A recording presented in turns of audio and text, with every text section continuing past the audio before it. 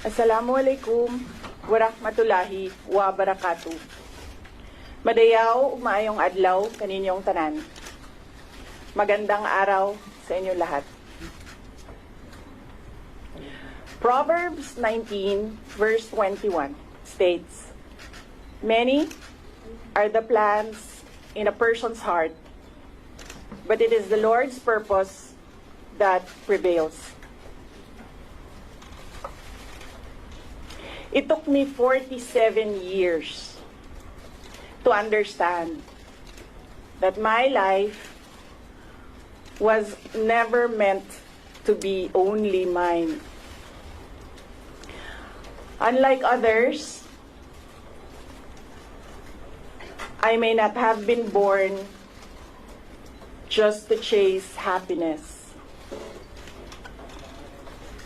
For a long time, I questioned the weight of responsibility to my family, to my country, to everyone who called on me. Today, I have peacefully accepted that my life is unlike any other.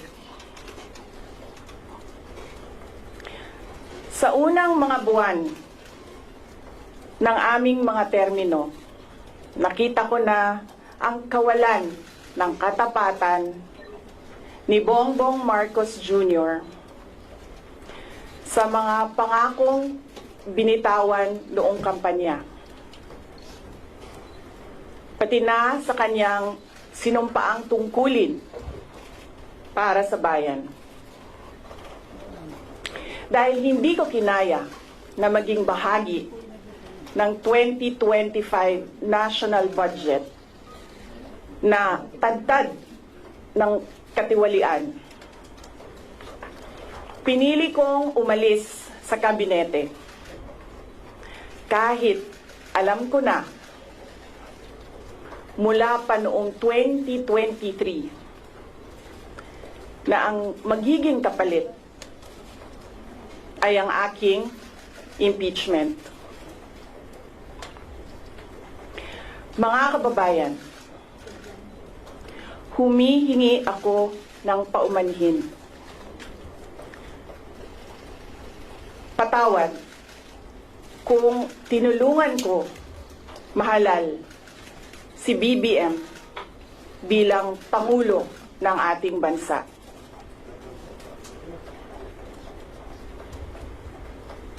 Patawad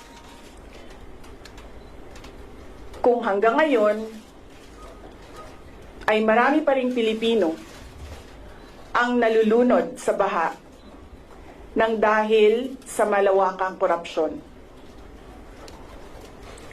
Patawad kung lantaran ang pang-aabuso ng ating mga institusyon para sa pansariling interes ng mga politiko. Patawad kung patuloy ang pagtaas ng presyo ng mga pangunahing bilihin habang nananatiling kapos ang kita ng bawat pamilya. Patawad kung wala man lang tayong tunay na seguridad sa pagkain.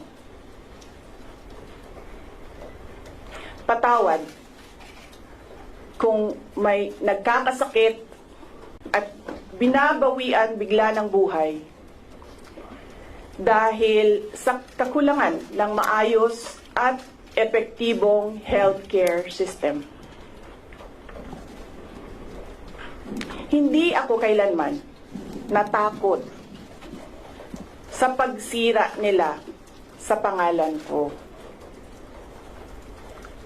Ngunit, may takot ako para sa ating mga anak. May takot ako para sa susunod na henerasyon.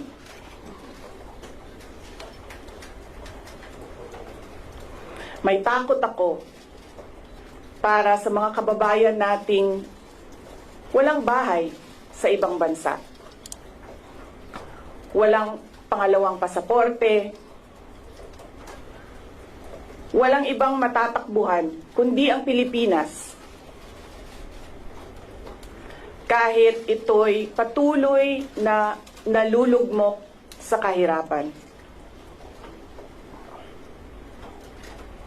Na ako'y kahadlok, nga moabot ang adlaw na dawaton na lang nato ang kapobrehon isip kapalaran. Nga maanad na ta sa sayop. Nga mawad-an na lang ta og paglaom. Og labaw sa tanan na ako'y kahadlok,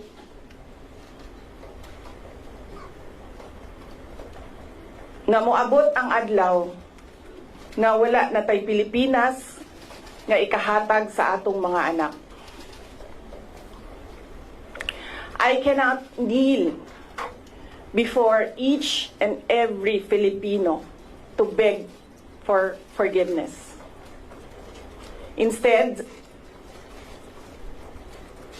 I offer my life, my strength, and my future in the service of our nation.